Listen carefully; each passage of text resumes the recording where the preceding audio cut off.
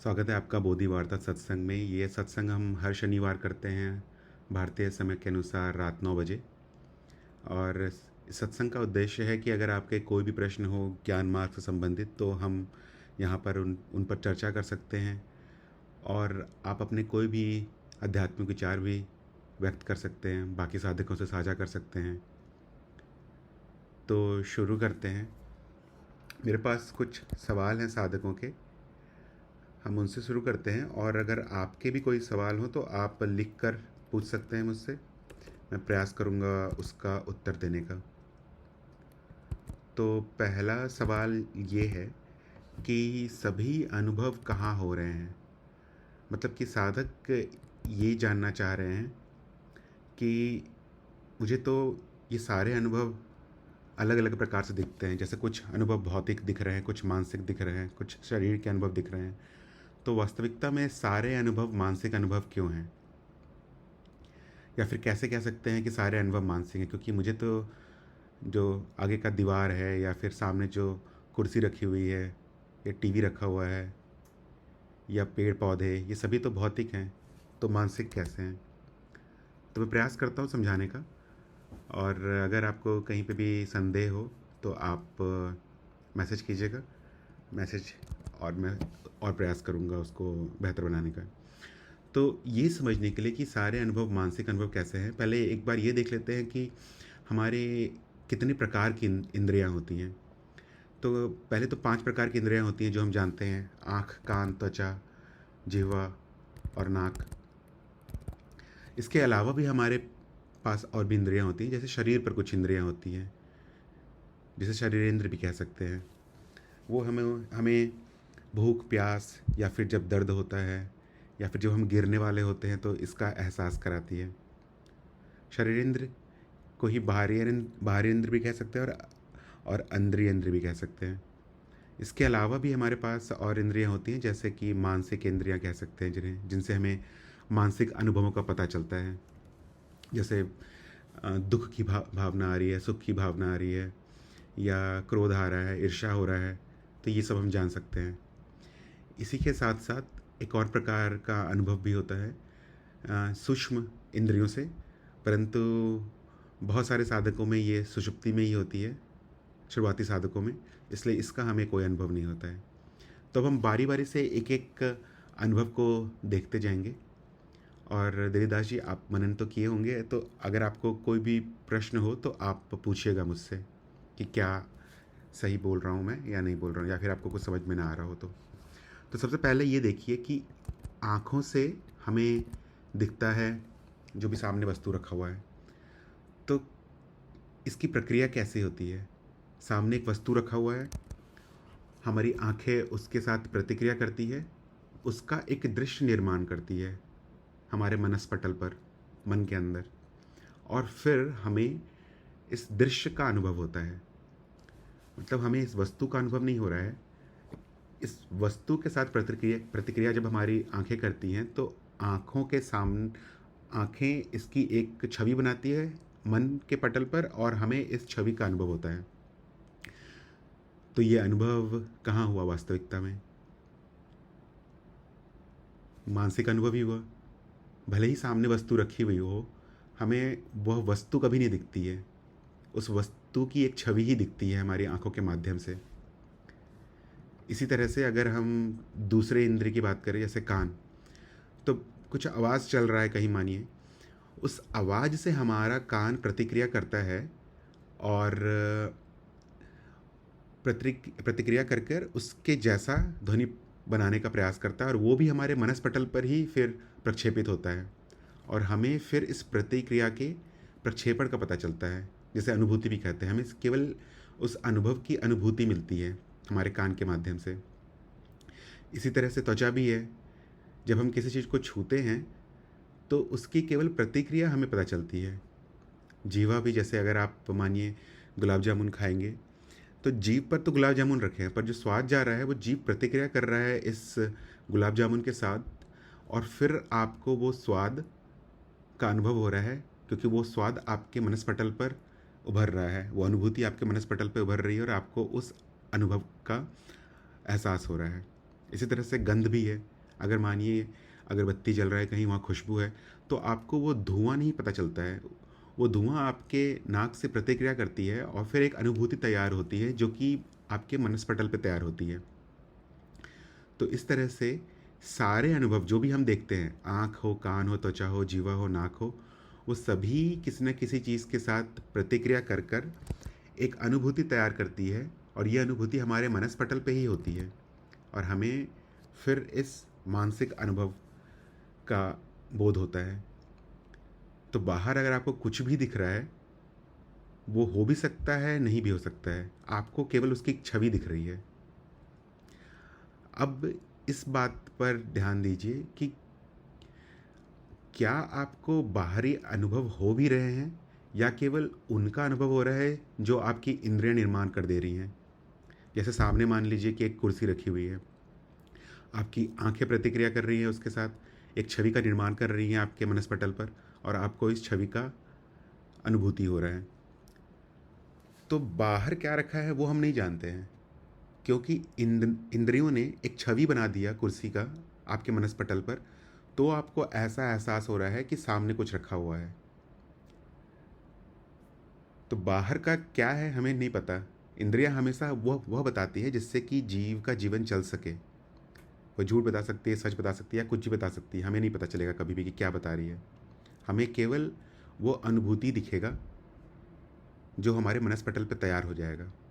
अब मान लीजिए कि सामने एक बड़ा सा हाथी रखा हुआ है, परंतु आपकी आँख माने जो साधक है, अगर उनकी आँखों में कोई दोष हो और वह उस हाथी को अगर एक बॉटल की छवि में बना के आपके मनस्पटल पर डाले, तो आपको हमेशा ही बॉटल ही दिखेगा, सामने का जानवर नहीं दिखेगा। तो जो कारण है अनुभव का वो कभी भी हम नहीं जान सकते। हमें केवल अनुभूति ही मिलती है, और वो अनुभूति हमारे मनस्पटल पे ही होती है, इसलिए सारे अनुभव मानसिक हैं। तो आप शायद ये कह सकते हैं कि फिर मैं चलता कहाँ पर हूँ, क्योंकि ज़मीन तो मुझे दिख रही है। तो ध्यान दीजिए, वो अनुभव भी बाकी अनुभवों की तरह ही है। जो ज़मीन दिख रहा है आपको, वो भी तो कुछ इंद्रियों के माध्यम से ऐसा प्रतीत हो रहा है कि स्थान है वहाँ पे। जैसे कि आपकी आंखें देख पा रही है, आप जहाँ पे भी बैठे हैं वहाँ से अगर दीवार मानिए 5 मीटर या 10 मीटर दूर है, तो वो जो दूरी है वो आपकी आंखें दिखा रही हैं आपको। और ये कैसे दिखा रही हैं, उसकी छवि प्रस्तुत कर रही हैं आपके मनस्पटल पर, और आपको ये दूरी आपके मन में दिख रही है। उसके बाद मानिए अगर आप चलने का प्रयास करेंगे, तो शरीर पर जो इंद्रियां हैं वो आपको ऐसा अनुभूति प्रदान करेंगे जिससे कि ऐसा लगे कि शरीर चल रहा है। परंतु वो पूरा का पूरा शरीर, अगर आप अपने हाथ को भी देखें, तो आपका जो हाथ दिख रहा है वो भी आपके आँखों से ही निर्माण हो रहा है, वो भी आपके मनस्पटल पे ही है। ये पूरा शरीर, अंदर बाहर कुछ भी कहें, वो सभी मनस्पटल पे ही है। तो अगर आप चलने का प्रयास करें इस स्थान पर, तो वो भी इंद्रियों के माध्यम से ही आपको मिल रहा है। फिर अगर आप किसी चीज़ को छूने का प्रयास करें, अगर आपके सामने दीवार है, चल के जाके छुएं, तो वो अनुभव भी मानसिक अनुभव ही है, वो भी आपके मन पे ही प्रक्षेपित हुआ है, और आपको केवल अनुभूति हो रही है। तो इस तरह से अगर आप देखें, तो पूरा जो संसार आपके सामने है, भले ही कुछ लगे मानसिक है, कुछ भौतिक है, वास्तविकता में सभी चीज़, सभी अनुभव मानसिक अनुभव ही हैं। तो यहाँ पर 3 प्रकार के जो हमें अनुभव दिखते हैं, शरीर के अनुभव, मानसिक अनुभव और भौतिक अनुभव, ये तीनों अनुभव एक ही अनुभव हैं, और मानसिक अनुभव। कोई प्रश्न है इस पर तो बताइएगा, या देवीदास जी अगर आपको कोई प्रश्न हो तो आप लिख के बता सकते हैं यहाँ पर, या चाहे तो बोल के भी बता सकते हैं, जो भी जिसमें भी आपको सुविधा हो।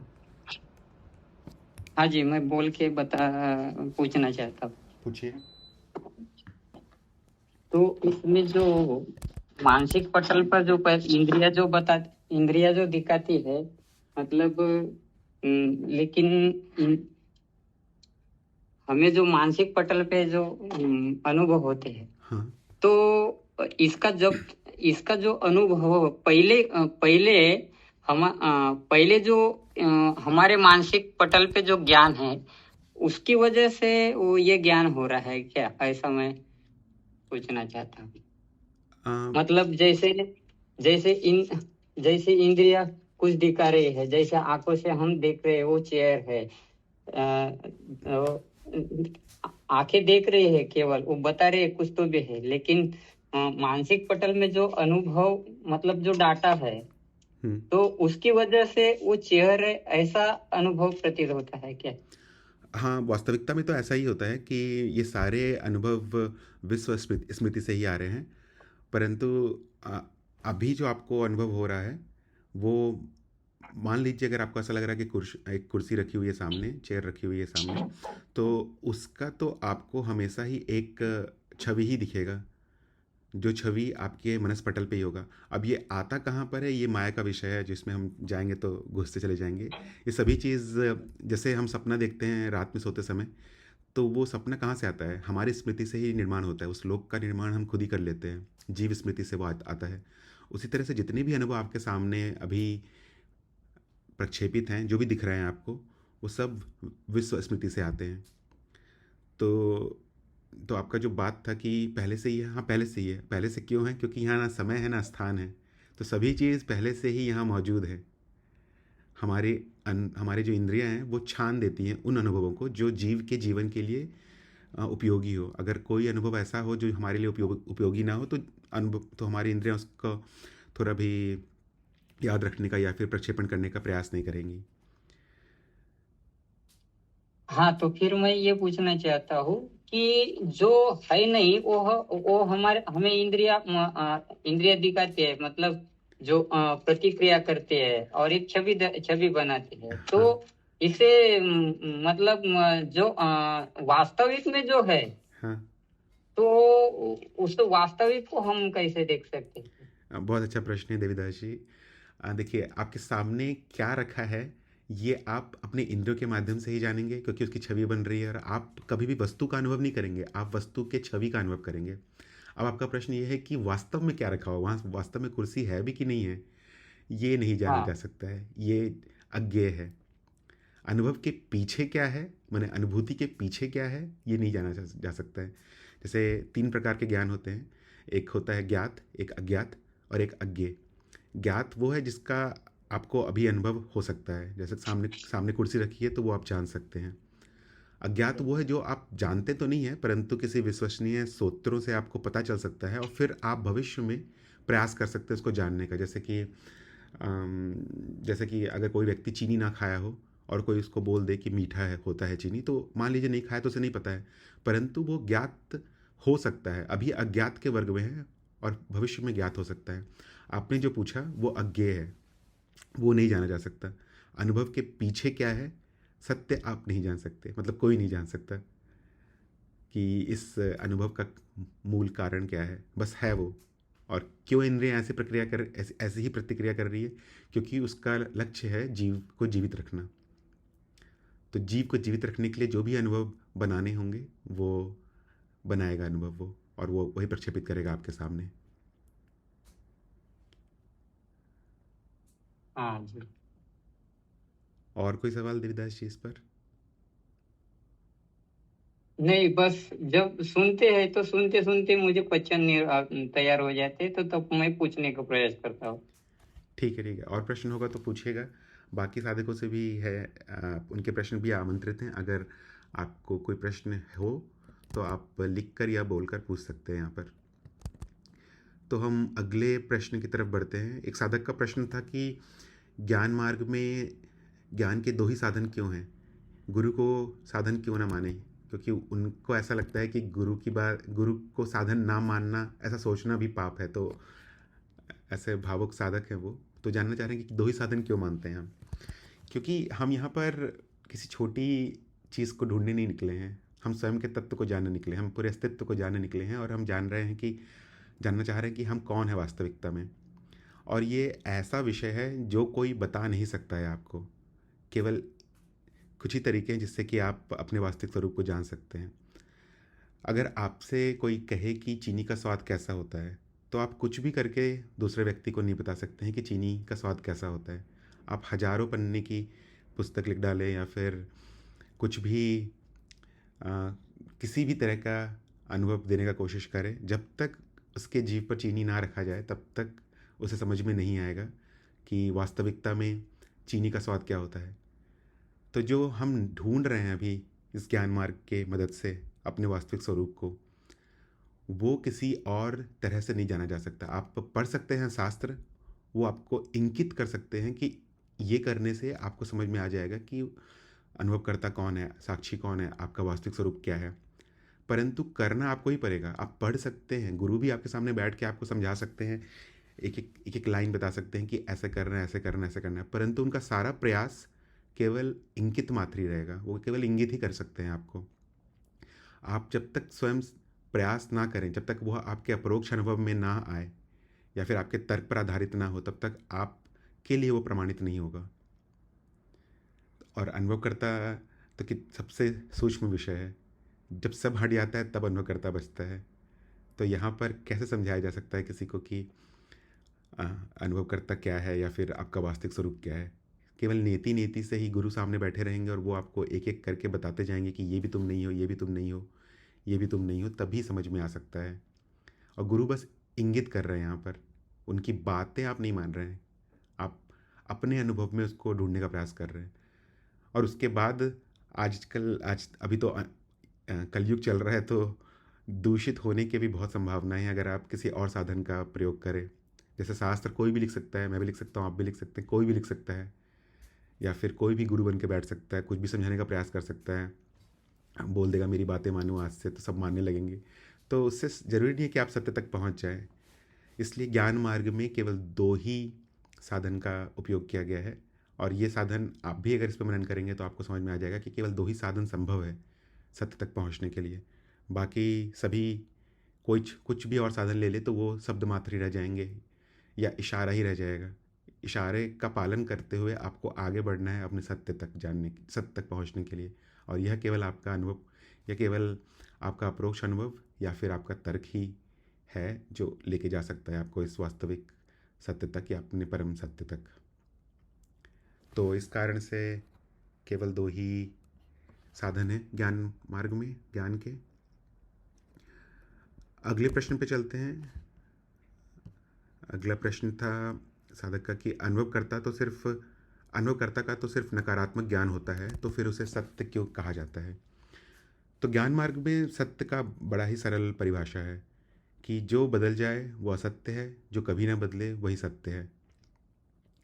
तो अगर आप इस परिभाषा को लें सत्य तक पहुंचने के लिए, तो इससे मतलब नहीं है कि आपको सकारात्मक ज्ञान हो रहा है या नकारात्मक ज्ञान हो रहा है। सकारात्मक ज्ञान और नकारात्मक ज्ञान किसी चीज़ का प्रमाण नहीं है कि किसको सत्य कहे या किसको असत्य कहे। उदाहरण के लिए, अगर आपको सकारात्मक ज्ञान हो रहा है कि हर दिन 9 बजे बस आती है किसी बस स्टॉप पर, तो सत्य हो जाए हर दिन के लिए, ये सही नहीं है। किसी दिन 9 बजे भी आ सकती है, किसी दिन 9:30 बजे भी आ सकती है, किसी दिन 9:10 पे आ सकती है। वो बदलता रहेगा और वो मिथ्या ही अंत में साबित होगा। तो अनुभवकर्ता का आपको ज्ञान तो होता है और वो नकारात्मक ज्ञान होता है क्योंकि वो कोई अनुभव है नहीं, कोई परिवर्तन संभव नहीं है उसमें। क्योंकि अगर परिवर्तन होगा तभी उसमें अनुभव होगा, उसका अनुभव होगा। और अगर अनुभव हो गया तो किसी न किसी तरह का वो मिथ्या ही होगा, कुछ भी हो जाए। तो अनुभवकर्ता का केवल नकारात्मक ज्ञान ही संभव है, और केवल नकारात्मक ज्ञान ही संभव है क्योंकि उसमें कोई परिवर्तन नहीं है और इसी कारण से वह सत्य है। उसमें कभी कोई परिवर्तन नहीं हो सकता है। अगर किसी का कोई प्रश्न हो इस पर तो लिख के पूछ सकते हैं, या कोई और प्रश्न भी हो तो लिख के पूछ सकते हैं यहाँ पर। मैं अगले प्रश्न पर चलता हूँ। एक साधक का प्रश्न आया था कि अब वो अध्यात्म मार्ग पे चल रहे हैं और उनकी इच्छाएं अभी भी बहुत सारी आती रहती हैं, तो क्या इच्छाओं को पूर्ण करना चाहिए? उन्हें ग्लानि होती है जब बहुत विचित्र इच्छाएं आती हैं, तो क्या, और बस जानना चाह रहे हैं कि वो इसे पूर्ण करना चाहिए या एक आध्यात्मिक व्यक्ति अपनी इच्छाओं को पूर्ण कर सकता है या नहीं। तो बड़ा ही सरल सा उत्तर रहेगा इसका कि इससे कोई मतलब नहीं है कि आप अध्यात्म के मार्ग पर चल रहे हैं या नहीं चल रहे हैं। अगर इच्छा उत्पन्न हुई है और आप समर्थ हैं उस इच्छाओं को पूर्ण करने में, किसी के साथ भी हिंसा नहीं हो रही है, तो फिर क्या क्या दिक्कत है इसको पूर्ण करने में? कर लीजिए। कुछ साधक ऐसा कह सकते हैं कि कुछ क्षण रुक जाना चाहिए, विलंब कर देना चाहिए। तो आप प्रयास कर सकते हैं। अगर इच्छा बहुत ही विचित्र है और कुछ समय विलंब करने से अगर इच्छा चली जाती है, टिकती नहीं है, तो फिर आप उसको जाने दे सकते हैं, उसके पीछे पड़ने की ज़रूरत नहीं है। परंतु इच्छा जा ही नहीं रही है और आपके पास पूरा सामर्थ्य है और किसी का कोई नुकसान नहीं हो रहा है उसको करने में, तो कर लीजिए। दबाने से क्या होगा? कुछ नहीं। जैसे प्रेशर कुकर में अगर उसका उसकी ऊष्मा ना निकले, उसका भाप ना निकले, तो वो ब्लास्ट कर सकता है। उसी तरह से अगर आप इच्छाओं को दबाते रहेंगे तो वो किसी न किसी दोष में, किसी न किसी बीमारी के रूप में एक ना एक दिन निकलेगा। तो समझदारी इतना ही है। भले ही आप आध्यात्मिक मार्ग पर हो या ना हो, अगर इच्छा कर सकते हैं पूर्ण तो कर लीजिए। मनुष्य जन्म मिला भी क्यों है? इसीलिए तो मिला है कि आप इच्छाओं को पूर्ण करते करते सत्य के रास्ते पे चलें। परंतु इच्छाओं में लिप्त नहीं हो जाना है। ये जानते रहना है कि न इच्छा आपको कोई सुख दे सकती है, ना ही उसके ना होने से आपको दुख होता है। ना ही उसको कर्ता भाव में देखना है कि मैं कुछ कर रहा हूँ या मेरे करने से कुछ होता है। बस प्रकट है और आप सामर्थ हैं तो कर लीजिए इसका। तो साधक से यही कहना चाहता हूँ कि ऐसा ग्लानि महसूस करने की ज़रूरत नहीं है। अगर कोई इच्छा है, भले ही किसी भी अध्यात्म मार्ग पर चल रहे हैं, आप पूर्ण कर सकते हैं। एक और प्रश्न था साधक का कि अनुभव करता, जब तक मैं अनुभव करता या फिर साक्षी भाव में रहता हूँ तब तक मन शांत रहता है और फिर ये शांति भंग हो जाती है, तो ऐसा क्यों होता है? तो यहाँ पर सबसे पहले ये देखने का प्रयास करना चाहिए साधक को कि शांति किसकी भंग हो रही है। क्या किसी में इतनी क्षमता है कि जो अनुभवकर्ता की शांति भंग कर सके, या अनुभवकर्ता में ही कोई इंद्रिय है या फिर कोई कर्मेंद्रियां हैं जिससे वो कुछ कर्म करने लगता है और उसकी शांति भंग हो जाती है? साधक की ये कहना चाह रहे हैं कि जब तक वो साक्षी भाव में रहते हैं तब तक उनका जीवन नियंत्रित रहता है, और जैसे ही साक्षी भाव से हटते हैं उनका जीवन अनियंत्रित हो जाता है। तो बस यहाँ पर इतना है कि साक्षी भाव अभी प्रबल नहीं हुआ है और सभी अवस्थाओं में साक्षी भाव नहीं रह पा रहा है साधक का। जैसे ही परिस्थिति विपरीत होती है तो उनका साक्षी भाव हट जाता है, और ये बहुत ही स्वाभाविक भी है। जब नए साधक रहते हैं तो साक्षी रख पाना हमेशा उतना आसान नहीं है, और इसके लिए ही जब आप ज्ञान दीक्षा कार्यक्रम में आगे बढ़ेंगे तो गुरुजी बहुत सारे उपाय बताते हैं जिससे कि आप साक्षी भाव को बनाए रख सके। जैसे आप कहीं कुछ लिख लें, साक्षी शब्द लिख लें, अपना फ़ोन का पासवर्ड बना सकते हैं साक्षी से, वॉलपेपर रख सकते हैं।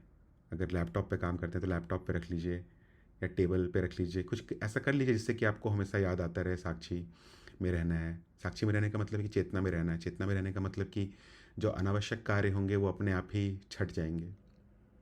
अनावश्यक मतलब जिससे कि कोई, जिसके होने ना होने से कोई फ़र्क नहीं पड़ता है। तो आप देखने लगेंगे कि जीवन वापस सरलता की तरफ बढ़ने लगेगा। अगर ये सोच रहे हैं कि जब तक साक्षी में मैं रहता हूँ तब तक अनुभव करता शांत रहता है, फिर अनुभव करता शांत, अनुभव करता कि शांति ही भंग हो जाती है, तो ये सही नहीं है। आप केवल प्रयास कर सकते हैं ये जानने का कि आप क्या नहीं हैं, और जो आप नहीं हैं वही अनुभव करता है, और अनुभवकर्ता को कोई नहीं छू सकता है। तो मैं अगले प्रश्न पे बढ़ता हूँ। एक और प्रश्न आया था साधक का कि मुझे ज्ञान तो हो गया है परंतु लग रहा है कि मृत्यु के साथ नष्ट हो जाएगा ये ज्ञान, इस बात से वो चिंतित है। तो ये भी एक नए साधक को हो सकता है कि शुरुआत में लगे कि मुझे तो इतना मेहनत किया मैंने और मुझे ज्ञान भी हो गया, अब शरीर चला जाएगा तो मैं भी चला जाऊंगा, अनुभवकर्ता भी चला जाएगा। परंतु आप देख लीजिए क्या शरीर और अनुभवकर्ता किस तरह से संबंधित है। शरीर जब छोटा था, जब बच्चा था, आधे मीटर का होगा, और अभी जब मान लीजिए 1.5 मीटर का होगा, तो इस शरीर के बदलाव से अनुभवकर्ता पे कोई बदलाव आया क्या? शरीर से संबंधित नहीं है अनुभवकर्ता। हाँ, शरीर का ज्ञान या अनुभवकर्ता का ज्ञान संचित हो जाता है इस जीव स्मृति में कहीं पर, तो ऐसा लगता है कि मुझे ज्ञान हो गया और शरीर के साथ वो ज्ञान चला जाएगा। तो इसकी संभावना है कि वह ज्ञान चला जाएगा, अनुभवकर्ता कहीं नहीं जाएगा। परंतु इसके भी बहुत सारे उपाय गुरु जी ने पहले भी बताया था, और वो उसमें से आप कुछ उपाय कर सकते हैं। पहला उपाय तो यही है कि आप हर समय साक्षी भाव में रहने का प्रयास करें। इससे एक गहरा संस्कार पड़ जाता है कारण शरीर पर। तो आप, तो जब भी जन्म होगा तो आप स्वाभाविक तरह से ज्ञान मार्ग की तरफ खींचे चले आएंगे। कोई भी आपको बस कुछ चिन्ह मिलेंगे आपके जीवन में और आप स्वतः ही इस तरफ आ जाएंगे। या फिर इससे भी एक सरल उपाय है जो गुरुजी हमेशा बताते हैं कि बस उनको एक मेल कर दीजिए और अपनी स्वीकृति दे दीजिए कि जब भी वो रहें तो आपको ज्ञान मार्ग की तरफ आकर्षित कर लें, और वो कर लेंगे। नहीं तो आप अपने संस्कार भी प्रबल कर सकते हैं। बस साक्षी भाव में रहने का प्रयास कीजिए, ज्ञान के आसपास रहने का प्रयास कीजिए, बाकी साधकों के सत्संग में जाइए, सत्संग में रहने का प्रयास कीजिए, जीवन को ज्ञानमयी बना दीजिए जिससे कि ये संस्कार बहुत ही प्रबल हो जाए। और फिर इस जीव का जो ज्ञान मार्ग के प्रति प्यार है या फिर बढ़ना चाहता है वो नहीं नष्ट होगा, वो किस न किस तरह से पहुंच जाएगा। और जैसा मैंने पहले भी बताया कि जीव के जाने से अनुभवकर्ता को कोई फ़र्क नहीं पड़ता है, किसी तरह से संबंधित नहीं है वो, उसके सामने एक अनुभव है, अनुभव आते जाते रहेगा, अनुभवकर्ता वहीं रहता है। तो इससे ज़्यादा चिंतित ना हो। नए साधक ऐसा सोच सकते हैं, बहुत सारे साधक सोचते हैं ऐसा। तो इसमें आप गुरु जी को भी कह सकते हैं या फिर अपने ऊपर एक गहरी संस्कार छापने का प्रयास कर सकते हैं। इससे संबंधित मेरा एक प्रश्न है, मैं पूछ सकता हूँ? हाँ पूछिए देवदास जी। हाँ, तो जैसे, हाँ, हमारे साधक भाई ने पूछा वही कि जब देह छूट जाए तो ये ज्ञान भी न चला जाए कि मैं अनुभव करता हूँ। तो जैसे हमने शास्त्र में जैसे पढ़ा है कि राजा जो जड़भरित नाम का जो ऋषि था, तो उनका भी मतलब मृत्यु के समय जो हिरण का उसको ज्ञान हुआ था। तो हमारे अंतकरण में भी ऐसे बहुत सारे संस्कार पड़े हैं। जैसे हम बैठते हैं तो हमारा ध्यान छूटकर अनुभवकर्ता का ध्यान, मतलब साक्षी का ध्यान छूटकर दूसरे अनुभव आने लगते हैं, दूसरे विचार आने लगते हैं, विचार पर विचार। तो ऐसे समय पे जब हम हमारा मतलब हमारा देह छूट जाता है और हमारा लक्ष्य मतलब दूसरी ओर, दूसरे विचारों की ओर जाता है, तो क्या वो विचार ग्रहण करके ही दूसरा जन्म तो नहीं हो जाएगा? फिर ये तो मार्ग छूट जाएगा ना? मेरा ऐसा प्रश्न है। आप बोल रहे हैं कि अगर कुछ और विचार आने लगे अंत में तो उस तरफ नया जन्म हो जाएगा या फिर जीवन उस तरफ खिंच खिंच के चला जाएगा, ये पूछ रहे हैं ना? हाँ जी। हाँ, ये हाँ हाँ, मतलब जैसे वो हाँ जड़ भरत का उदाहरण सुने तो। हाँ, जैसे जैसा मैंने कहा कि जो आपका सबसे बड़ा इच्छा होगा उस तरफ आपका नया जीवन खिंच के चला जाएगा। तो समझदारी यही है कि पूरे जीवन को ही ज्ञानमयी बना लीजिए। आपके आसपास हमेशा ज्ञान की बातें होनी चाहिए। आप स्वयं ज्ञान का प्रचार प्रसार कर सकते हैं। आप ज्ञानीजनों के संगत में रह सकते हैं, सत्संग में जा सकते हैं, आप लेख लिख सकते हैं, जिससे कि सबसे बड़ी इच्छा जीवन की वही रहे, ज्ञान में ही रहना है। तो आप कहीं भी जाएंगे, उसके बाद किसी भी जन्म में जाएंगे, ज्ञान आपके पास आ जाएगा। हाँ, तो आप कह रहे हैं कि कहीं पे भी ज्ञान की बातें होना चाहिए। मतलब वही चर्चा, तो हम भी जैसे हम प्रार्थना में जाते हैं तो वही बात आध्यात्मिक चर्चा करते हैं, और कहीं पे भी किसी कोई भी विषय निकले तो भी फिर हम आध्यात्मिक। लेकिन ऐसा भी कहा है कि ज्ञान, जब तक ज्ञान नहीं होता तो किसी को आप ज्ञान की बातें भी नहीं बता सकते, ऐसा भी कहते हैं। तो तभी भी हमें लगता है कि हम गलत तो नहीं कर रहे। नहीं तो आप स्वयं तो ज्ञान में रह सकते हैं ना। आप खुद तो आ, ज्ञान का मनन कर सकते हैं। इतने सारे विषय हैं, आप किसी पे भी मनन कर सकते हैं। आप स्वयं के संस्कार को तो प्रबल बना ही सकते हैं ना। भले किसी और को ज्ञान ना दे, आप लेख लिख सकते हैं, या जो भी ऐसा आपको लग रहा है कि ज्ञान के समीप आपको लेके जा रहा है उसके पास रहिए। तो इससे आपका हाँ संस्कार हाँ तो प्रबल होते जाएगा। और बाद में क्या होगा वो कोई भी नहीं जानता। अगर आप मैंने हर समय 24 घंटे अगर साक्षी भाव में रह रहे हैं तो हर अनुभव की तरह मृत्यु भी एक अनुभव है। वो भी आपके साक्षी भाव में ही होगा। पूरी चेतना में अगर कोई साधक पूरी चेतना जीवन में बिता दिया है तो मृत्यु भी उसकी चेतना में ही होगी, और फिर वो जन्म मरण के इस बंधन से पूरी तरह से मुक्त रहेगा। उसकी इच्छा है कहाँ जाना है, क्या करना है। पर मैं मेरे जैसे छोटे साधक के बारे में बोल रहा हूँ कि वह संस्कार प्रबल कर सकते हैं। आप उसमें ही अपना पूरा प्रयास डालिए, और उसके बाद किस न किस तरह से आप ज्ञान मार्ग पे वापस आ जाएंगे। हाँ जी। किसी और कोई प्रश्न हो तो लिख के पूछ सकते हैं। मैं आगे बढ़ता हूँ अगले प्रश्न पर। एक प्रश्न है कि कुछ कर्म से घटनाएं दिखती हैं और उसमें कुछ साधक का प्रश्न ये है कि कुछ कर्म होते हैं जिनसे उन्हें बुरा महसूस होता है, कुछ कर्म होते हैं जिनसे वो अच्छे अनुभव का उन्हें एहसास होता है। तो कुछ बुरे हो सकते हैं, कुछ अच्छे हो सकते हैं, परंतु फिर सारे अनुभव को सुंदर अनुभव क्यों कहते हैं, सुंदर क्यों कहते हैं? तो इसमें भी समझने के लिए सबसे पहले तो साधक को आत्मज्ञान होना चाहिए और उसे ये भी समझ में आ जाना चाहिए कि साक्षी भाव क्या होता है। फिर ये समझ सकते हैं वो कि कर्म जो जीव के स्तर पर बुरे अच्छे हों उसको सुंदर क्यों कहते हैं। क्योंकि अगर साधक साक्षी भाव में है तो वो ये देख पाएगा आसानी से कि जो भी कर्म हो रहे हैं, जो भी हो रहा है, वो उस कर्म को नहीं कर रहा है। जो भी इसके आसपास जितने भी अनुभव हो रहे हैं वो अपने आप स्वतः ही हो रहे हैं, कोई कारण नहीं है इन अनुभवों के पीछे। जब उसको ऐसा एहसास होता है तब वो समझ पाता है कि जो भी फल आ रहे हैं किसी भी कर्म के वो निर्धारित हैं, उसी तरह से होंगे। अगर मानिए कोई व्यक्ति आग के सामने बैठा हुआ है और उसको गर्म लग रहा है तो वो तो स्वाभाविक है ना, वही होना ही चाहिए और वही सुंदर है वहाँ पर। अगर कोई व्यक्ति खाना बनाने के लिए अपने गैस को जलाए और गर्मी के बजाय अगर वो ठंडा देने लगे तब वो कह सकते हैं कि वो सुंदर ना नहीं होगा, वो अनुभव सुंदर नहीं है। ये काल्पनिक बातें हैं। अगर कोई व्यक्ति अपनी कार में बैठ के कहीं जा रहा है, किसी मान लीजिए किसी जगह शॉपिंग करने जा रहा है और वो कार में बैठ के अगर पहुंच जा रहा है तो ऐसा ही होना था और ऐसा ही हुआ, तो ये एक सुंदर अनुभव है। परंतु मान लीजिए कि वह कार में बैठा हुआ और अचानक से वह कार एक हाथी में बदल गया और हाथी उड़ने लगा और वो ऊपर से उस व्यक्ति को गिरा देता है, तो ये पूरी तरह से काल्पनिक चीज़ है और ये फिर कह सकते हैं कि सुंदर है या सुंदर नहीं है। परंतु जिस तरह का अनुभव होना था, जिस तरह का कर्म हुआ था, उस कर्म से अगर जो फल मिल रहे हैं उस कर्म के ही मुताबिक हैं तो फिर इसको सुंदर ही कहेंगे ना।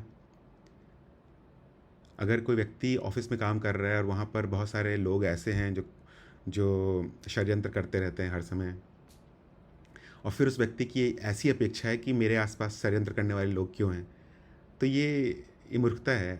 अगर आप वहाँ पर हैं तो वहाँ पे षड्यंत्र करने वाले लोग हैं तो उसके जो फल होंगे वो भी आपको भोगने के लिए तैयार रहना चाहिए और वो वही वहाँ पर सत्य है, वही होगा ही वहाँ पर। उसको छोड़ के और कुछ नहीं हो सकता है। तो जो कर्म हो रहा है उस कर्म के अनुरूप अगर फल आ रहे हैं तो वो सुंदर ही हैं, और इसके जो भी फल आते हैं उसके ऊपर जो ये हम वर्गीकरण कर देते हैं कि ये सुखद है, ये दुखद है, या मेरे ये अनुरूप हुआ, ये मेरे प्रतिकूल हुआ, नहीं हुआ, ये सभी चीज़ केवल मिथ्या हैं। आप देख सकते हैं अपने स्वयं के अनुभव से ही, जैसे कि किसी को गुलाब जामुन पसंद है, वो खाया है गुलाब जामुन, तो बोल सकता है कि सुख का अनुभव हुआ। परंतु 50 गुलाब जामुन खा ले तो सुख तो 50 गुना बढ़ जाना चाहिए, परंतु दुख का अनुभव होने लगा। तो यहाँ पर क्या सुख का अनुभव देगा, क्या दुख का अनुभव देगा, वो पूरी तरह से व्यक्ति पर या व्यक्ति के एनालिसिस पर डिपेंड करेगा, और ये पूरी तरह से व्यक्तिनिष्ठ ही होगा। ये सुख और दुख हम अपनी मर्जी से डाल देते हैं किसी भी अनुभव के ऊपर, क्योंकि हम तुलना करते रहते हैं बाकी अनुभवों से। अगर मान लीजिए कोई व्यक्ति को अगर आप 10 रुपये दें तो वो कैसा प्रतिक्रिया करेगा वो उसके आर्थिक स्थिति पर आधारित है। अगर वो बहुत अमीर होगा तो क्या पता गुस्सा आ जाए, बोले कि मुझे कि तुम्हारी हिम्मत कैसे हुई मुझे 10 रुपये देने की। और अगर बहुत ज़्यादा गरीब हो तो वो खुश हो जाएगा। ये जो सुखद और दुखद का जो वर्गीकरण है वो केवल मिथ्या है। इसका कोई आप ऐसा सूत्र नहीं बना सकते हैं कि ऐसा करने से सुखी होगा, ऐसा करने से दुखी होगा। हाँ, कर्म के फल आ रहे हैं, अगर जिस भी तरह का फल आ रहा है किसी भी तरह के कर्म से, अगर वह होना था और वैसा ही हुआ तो उसको तो सुंदर ही कहेंगे ना। अगर आग गर्मी दे रही है तो वो सुंदर ही है। अब अगर हम स्वयं आग के बहुत समीप जाके बैठ जाए और जलने लगे तो फिर वो मूर्खता है, और फिर बोलेंगे कि ये दुखद घटना क्यों हो रही है, क्योंकि मूर्खता कर रहे हैं और कोई कारण नहीं है। इसलिए सारे अनुभव जैसे होने थे वैसे ही हो रहे हैं, और इसी कारण से वो सारे अनुभव सुंदर ही हैं। कुछ भी ऐसा नहीं हो रहा है जो नहीं होना था।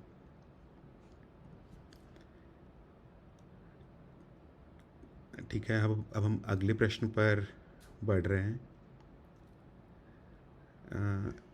एक साधक का प्रश्न है कि मुझ में बहुत अहम है जिसके वजह से साक्षी भाव बार बार चला जाता है और वह गलत कर्म करने लगते हैं।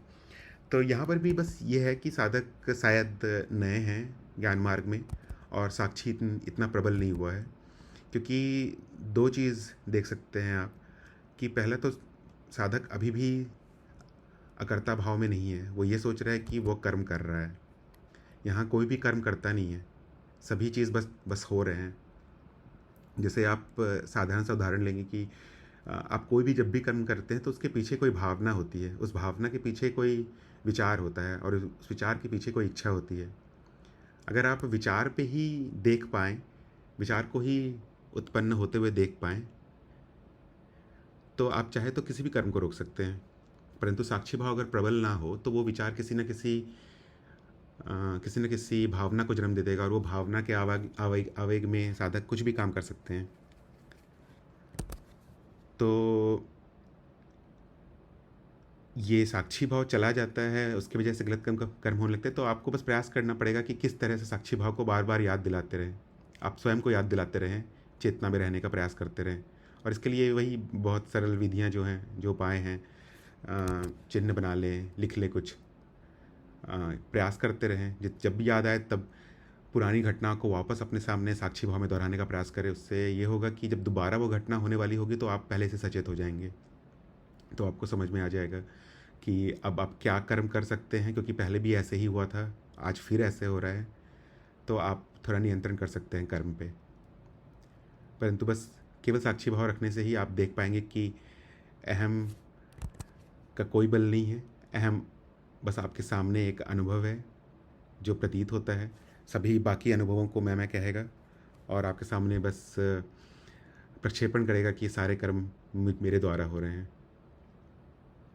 साक्षी भाव की प्रबलता से आप सभी कर्मों को देखेंगे कि अपने आप ही वो सुसज्जित होने लगेंगे, अपने आप ही वो सही तरह से होने लगेंगे। आपको कुछ करने का ज़रूरत भी नहीं पड़ेगा। अगर आपके भी कोई सवाल हो तो आप लिख सकते हैं, नहीं तो आज का आखिरी प्रश्न ये था कि एक साधक हैं, वो पूछ रहे थे कि उनके जीवन का क्या लक्ष्य होना चाहिए। तो अब जीवन का लक्ष्य तो व्यक्तिनिष्ठ ही होता है, वो क्या पाना चाहते हैं उस पर निर्धारित है। अगर वह सांसारिक चीज़ों में रुचि रहते हैं तो उनका लक्ष्य सांसारिक ही होना चाहिए। अगर वह अपनी आध्यात्मिक प्रगति चाहते हैं तो आध्यात्मिक लक्ष्य होना चाहिए। ये पूरी तरह से व्यक्तिनिष्ठ है। परंतु कोई अगर बुद्धिमान व्यक्ति है तो वह यह सोचने का प्रयास करेगा कि क्या किया जाए जिससे कि दुख खत्म हो जाए। कम से कम इतना तो कह सकते हैं कि ये जीवन मिला है, इसको दुखी होकर ना बिताएं। तो वो अपने जीवन का किसी आध्यात्मिक व्यक्ति का, या फिर कम से कम जो दुख नहीं चाहता है, उसके जीवन का लक्ष्य अध्यात्म में आगे बढ़ना होना चाहिए। कम से कम अपने वास्तविक स्वरूप को जान लेना तो होना ही चाहिए। सबसे पहला कर्म अगर कोई भी करना चाहता है, कोई भी जानना चाहता है कि आध्यात्मिक लक्ष्य क्या बनाए, तो सबसे पहला तो स्वयं का ज्ञान, मतलब आत्मज्ञान लेना चाहिए। आत्मज्ञान लेने के बाद बाकी सारे रास्ते अपने आप खुलने लगते हैं। आपको समझ में आ जाता है क्या सत्य है, क्या असत्य है। तो पहले ही आप ये निर्धारित कर सकते हैं कि यह जीवन सत्य में भी गुजारा जा सकता है और मिथ्या अनुभवों के साथ भी गुजारा जा सकता है। तो फिर वही कोई बुद्धिमान व्यक्ति सत्य के साथ ही गुजारना चाहेगा। सत्य में एक बात है कि अगर आप सत्य के साथ रहेंगे तो बाकी मिथ्या अनुभव भी किस न किस तरह आपके अनुकूल हो जाती हैं। आपको कोई विशेष प्रयास या मेहनत नहीं करना पड़ता है बाकी चीज़ों को नियंत्रित करने के लिए, क्योंकि जैसे ही आप आत्मज्ञान में आते हैं उसके फलस्वरूप आपको साक्षी भाव मिल जाता है। साक्षी भाव अर्थात चेतना में आप जीवन बिताने लगते हैं। चेतना में आते ही जो अनावश्यक कार्य हैं वो अपने आप ही ख़त्म होने लगते हैं। अगर आपको ये दिखेगा कि एक छोटा कार्य आज करने से अगले 5 दिन के बाद मुझे 5 कार्य और करने पड़ेंगे क्योंकि इसका प्रभाव ये है, तो बुद्धिमान व्यक्ति वो छोटे कार्य को उसी समय छोड़ देता है और फिर उसके फलस्वरूप जो भविष्य में अन्य कार्य आने वाले थे वो भी अपने आप ही ख़त्म हो जाते हैं। आप कारण को ही नष्ट कर दे रहे हैं तो उसके फल ही नष्ट हो जाएंगे। तो उत्तर यही रहेगा कि जीवन का लक्ष्य व्यक्तिनिष्ठ होना चाहिए, परंतु बुद्धिमान व्यक्ति वह करता है जिससे कि उसकी आध्यात्मिक प्रगति हो, वो दुखों से दूर रहे। और इसके लिए सबसे अच्छा उपाय है कि आत्मज्ञान से शुरू करें, आत्मज्ञान लें और आत्मज्ञान के बाद देखें कि आपकी इच्छा किस तरफ जा रही है अध्यात्म को लेकर, और जो भी लगे सही वो गुरु के आदेश या गुरु से सलाह लेकर आप आगे बढ़ सकते हैं। रवि जी का यहाँ पर एक प्रश्न आया है कि आध्यात्मिक अनुभव क्या है, सभी अनुभव मानसिक हैं तो आध्यात्मिक अनुभव जैसा कुछ नहीं है क्या? हाँ, आप शायद कहना चाह रहे हैं कि देवी देवताओं के अनुभव या फिर कोई विचित्र अनुभव जो स्वप्न में हो या कहीं और हो, हाँ वो भी सभी मानसिक अनुभव ही हैं, और वो सभी अनुभव बाकी अनुभवों की तरह मिथ्या ही हैं। आध्यात्मिक अनुभव जैसा कोई विशेष अनुभव नहीं है। आध्यात्मिक अनुभव से आपने कहीं कुछ पढ़ा होगा कि ऐसा अनुभव हो जाएगा या वैसा अनुभव हो जाएगा अगर आप अध्यात्म में आगे बढ़े। यहाँ पर सिर्फ एक ही चीज़ है, आपको अपने सत्य स्वरूप को समझना है, और सत्य जो आप हैं स्वयं अनुभव करता, वो अनुभवों के परे है।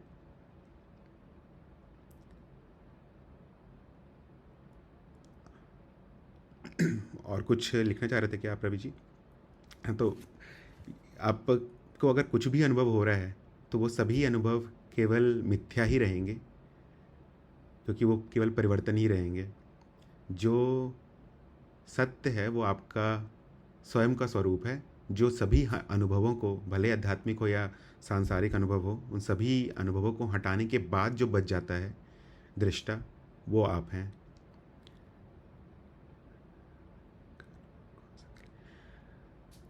तो आपका प्रश्न है कि आध्यात्मिक स्थिति प्राप्त होने के बाद का अनुभव कौन सा कहलाएगा? अभी तुरंत आप आध्यात्मिक स्थिति प्राप्त कर सकते हैं, और अभी तुरंत आप अपने स्वरूप को जान सकते हैं। ऐसा कोई अनुभव नहीं होगा जिसको कह सकते हैं कि ये अनुभव आध्यात्मिक अनुभव है और यह अनुभव आध्यात्मिक अनुभव नहीं है। कोई भी अनुभव आपको आपके वास्तविक स्वरूप तक लेके जा सकता है। बस ये जानने का प्रयास करना चाहिए आपको कि यह अनुभव हो किसको रहे हैं।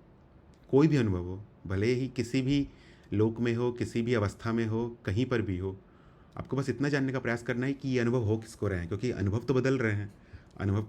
अनुभव को जो भोगने वाला है, जो अहम बार बार आ जाता है, जो बोलता है ये मेरे साथ हो रहा है, या मुझ पर इसका प्रभाव पड़ रहा है, वो कौन है ये बोल रहा है? और कौन है जो वास्तविक है, जो कभी नहीं बदलता है और हमेशा पटल पे रहता है इन सभी अनुभवों को देखता हुआ? आपको केवल इतना जानने का प्रयास करना है। कोई भी अनुभव ऐसा नहीं होगा जिसको आप कह सकते हैं कि आध्यात्मिक हो गया हूँ मैं, इसलिए अब मुझे ये अनुभव होगा। अगर कोई भी अनुभव होगा तो वो मिथ्या ही होगा।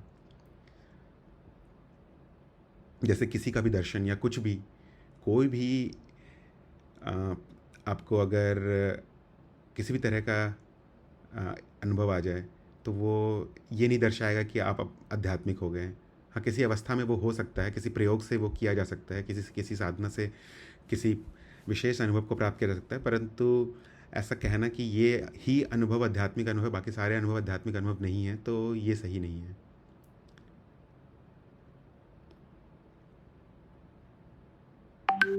जो कभी न